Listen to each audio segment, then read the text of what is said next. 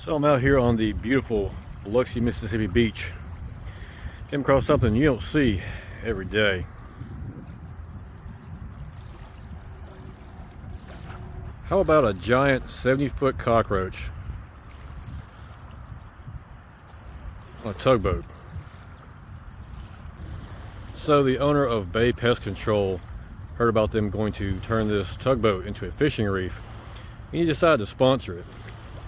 And how he decided to sponsor it was he wanted to put a giant 70-foot cockroach on that tugboat.